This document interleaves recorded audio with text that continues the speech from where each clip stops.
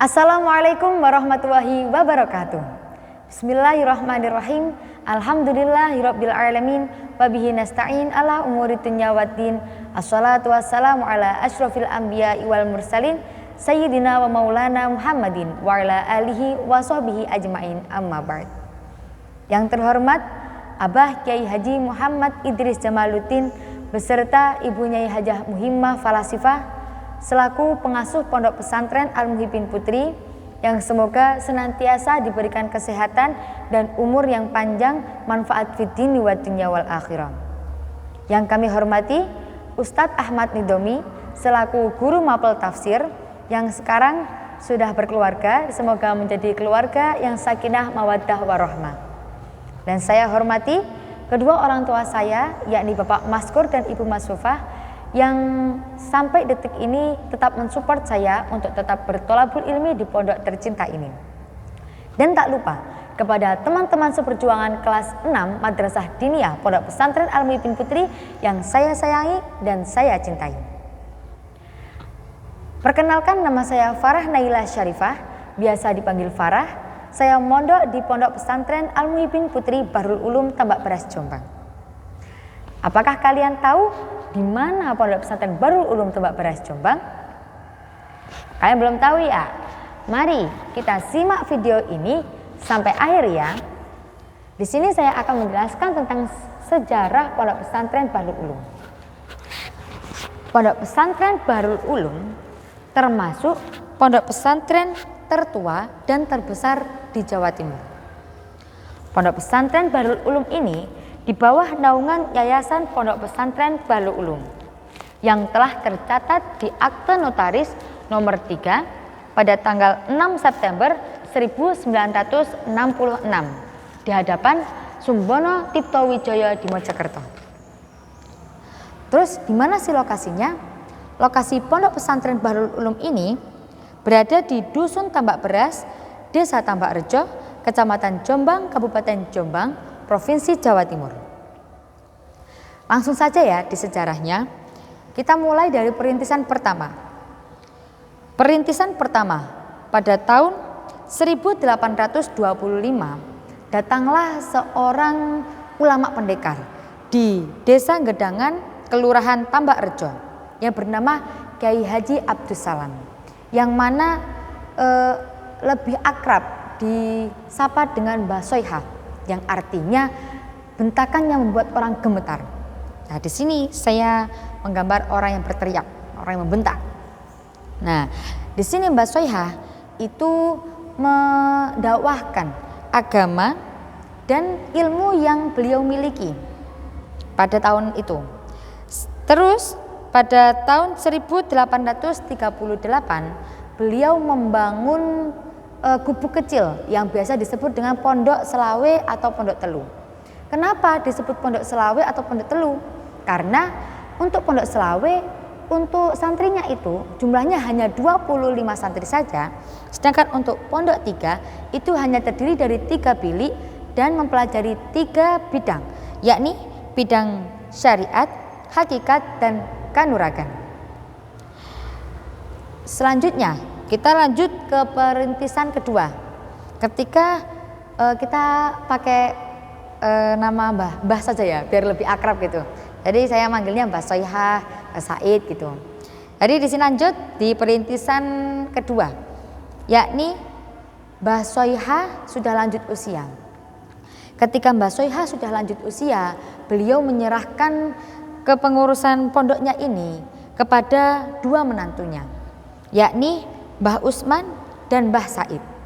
Mbah Usman ini yang memegang Pondok Selawe yang lebih cenderung ke bidang torikot, sedangkan Mbah Said membangun pondok sendiri yang di sebelah barat sungai yang tidak jauh dari Pondok Selawe dan mempelajari tentang bidang syariat.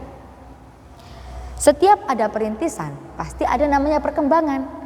Di sini perkembangannya dibagi menjadi 4 periode. Di pengembangan periode pertama, untuk pondoknya Mbak Usman yang mempelajari bidang torikot itu tidak ada yang meneruskan, karena Mbak Usman tidak memiliki seorang putra, melainkan hanya 2 orang putri. Akhirnya Mbah Usman memboyongkan salah satu santrinya yang bernama Mbah Asy'ari yang di Desa Keras, yang sampai sekarang akhirnya berkembang menjadi pondok pesantren Tebu Ireng. Selanjutnya untuk Mbah Said, kepengurusan pondoknya Mbah Said ini dilanjutkan oleh anaknya, yakni yang bernama Mbah Hasbuah. Mbah Hasbuah dulu terkenal sebagai seorang yang kaya raya, dermawan, dan memiliki banyak gudang beras. Konon katanya dari sinilah, dari gudang beras Mbah Hasbuah akhirnya dinamakan tambak beras. Lanjut ke perkembangan kedua.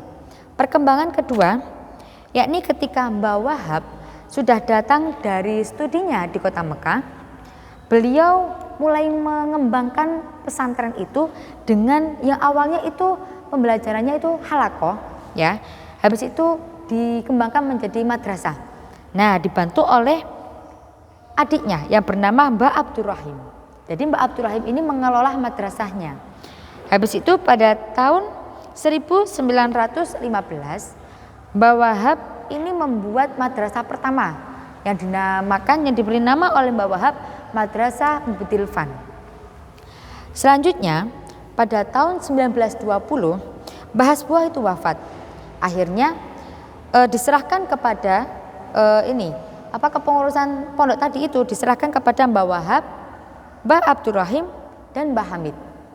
Untuk Mbah Hamid itu lebih fokus ke pengelolaan pondok, untuk Mbah Abdurrahim lebih fokus ke pengelolaan madrasah, sedangkan untuk Mbah Wahab itu lebih berkiprah ke organisasi. Beliau membuat organisasi yang dinamakan Taswirul Afkar yang berpusat di Surabaya untuk tahun kemarin. Pada tahun itu berpusatnya di Surabaya.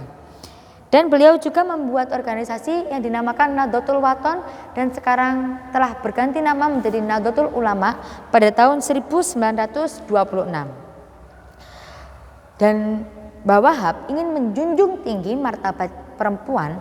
Beliau membangun pondok khusus perempuan atas perintah Ibu Nyai Hajah Latifah pada tahun 1942 yang dinamakan Pondok Al-Latifiyah. Lanjut ya ke perkembangan ketiga.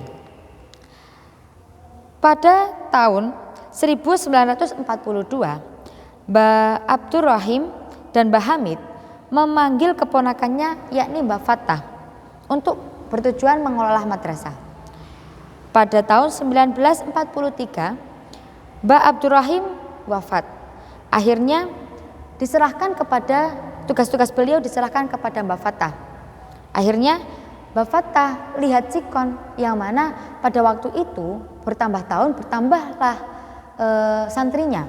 Akhirnya beliau membangun madrasah yang diberi nama oleh Mbah Wahab Madrasah Ibtidaiyah Islamiyah, yang mana sekarang menjadi Madrasah Ibtidaiyah. Selang 13 tahun beliau membangun madrasah lagi yang dinamakan Madrasah Mu'allimin Mu'allimat 4 tahun. Dan pada tahun 1964 Madrasah Mu'allimin Mu'allimat 4 tahun berganti nama menjadi Madrasah Mu'allimin Mu'allimat atas 6 tahun. Setelah itu ketika Mbah Wahab sudah sepuh, beliau memberi nama pondok pesantren Tambak Beras ini dengan nama Bahrul Ulum. Setelah itu Mbah Wahab pun wafat pada tanggal 29 bulan Desember tahun 1971. Akhirnya kepengurusannya diserahkan kepada Mbah Fattah. Mbah Fattah pun dibantu oleh Bani Hasbuah. Mbah Fattah dalam kepengurusan ini beliau berhasil membangun perguruan tinggi yang diberi nama oleh beliau yakni Al-Mahad Ali. Akhirnya Mbah Fattah pun wafat pada tahun 1977 dan diteruskan oleh Kiai Haji Muhammad Najib Abdullah Wahab LML. Lanjut ke pengembangan keempat. Di sini pada pengembangan keempat kita mulai membentuk kepengurusan yang kolektif, yakni konstruktif, jelas, terprogram, dan terarah, yang terdiri dari 3 kepengurusan, yakni majelis pengasuh, pengurus yayasan, dan dewan pengawas. Dan dari terbentuknya ini sudah ada 3 periode sampai sekarang. Periode pertama itu pada Al-Maghfurlah Kiai Haji Muhammad Sholeh Abdul Hamid, itu dari tahun 1987 sampai tahun 2006. Selanjutnya di periode kedua yakni Al-Maghfurlah Dr. Andes Kiai Haji Amanullah Abdurrahim pada tahun 2007 sampai 2008, hanya 1 tahun saja. Dan akhirnya diganti lagi pada periode ketiga yakni Kiai Haji Muhammad Hasib Wahab dari 2009, masa abdi 2009 sampai detik sekarang. Habis itu kita membahas tentang sejarah. Gimana sih sejarahnya nama kok bisa bagus Bahrul Ulum Lautan Ilmu itu? Kita bahas tentang sejarah nama dan lembaga. Untuk sejarah nama berawal dari Mbah Soiha, yakni Pondok Selawe, habis itu Mbah Hasbuwa dinamakan Tambak Beras. Akhirnya pada Mbah Wahab, Pondok Tambak Beras ini diberi nama Bahrul Ulum. Gimana caranya memberi nama Bahrul Ulum ini? Mbah Wahab memanggil santrinya, ada 4 santri yang dipanggil, yakni yang bernama Ahmad Junaidi dari Bangil, dan yang kedua yakni Muhammad Masrur Dimyati dari Mojokerto, yang ketiga Abdullah Yazid Sulaiman dari Jombang, yang keempat Muhammad Samsul Huda AS dari Jombang. Dari keempat santri ini mereka mengusulkan 3 nama, yakni Bahrul Ulum, Darul Hikmah, dan Mambaul Ulum. Akhirnya Mbah Wahab itu memilih Bahrul Ulum. Kenapa? Karena Mbah Wahab berharap untuk Pondok Tambak Beras ini itu tahun kedepannya itu menjadi lautan ilmu, yang mana ilmunya itu tidak akan habis sama sekali. Lanjut, setelah kita terbentuk pengurusan yang kolektif, akhirnya terbentuklah struktural yang terstruktur. Terbentuklah struktural yang terstruktur ya. Dari sini dari Dewan Pembimbing atau Majelis Pengasuh dibawahi oleh Dewan Pengawas Yayasan Pondok Pesantren Tinggi Bahrul Ulum, Dewan Pengawas Yayasan Pendidikan Tinggi Bahrul Ulum, dan dibawahi oleh Dewan Pengawas Yayasan Pondok Pesantren Bahrul Ulum. Dibawahi lagi pengurus Yayasan Pondok Pendidikan Tinggi Bahrul Ulum dan pengurus Yayasan Pondok Pesantren Bahrul Ulum. Dan dibawahi lagi unit perguruan tinggi dan asrama pondok dan unit madrasah. Habis itu kan di sini saya kan mondok di Bahrul Ulum ya. Di sini itu ada sistem pendidikannya. Sistem pendidikannya pun ada 2, ada yang formal dan ada yang tidak formal. Yang formal itu seperti sekolah biasanya, berbasis madrasah dan berkurikulum. Dan sekarang sekitar kurang lebih 20 unit di Yayasan Pondok Pesantren Bahrul Ulum ini ada kurang lebih 20 unit madrasah. Habis itu untuk sistem pendidikan yang non formal itu berada di dalam pondok.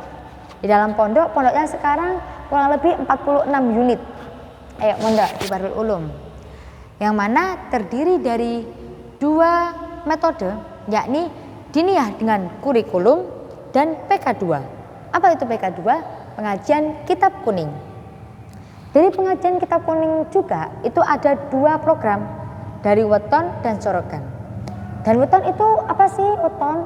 Weton itu yang mana pengasuh itu memaknani dan kita menulis, sedangkan sorogan itu kita belajar untuk memaknani, membaca kitab kuning dan kita setorkan kepada pengasuh atau guru baca kitab kita. Akhirnya dari sini kita sudah belajar membaca kitab kuning, kita bisa membaca kitab kuning dan memahami kitab kuning yang kosongan. Nah, sekian dari saya. Apabila ada kata-kata yang kurang berkenan dan gambaran yang kurang menarik, saya mohon maaf yang sebesar-besarnya. Sebelum saya akhiri, saya mau pantun terlebih dahulu. Santen parutan klopo mangan kupat yang Surabaya. Cekap semanten atur kawula sedaya lepat nyuwun ngapura. Akhirul kalam, wassalamualaikum warahmatullahi wabarakatuh.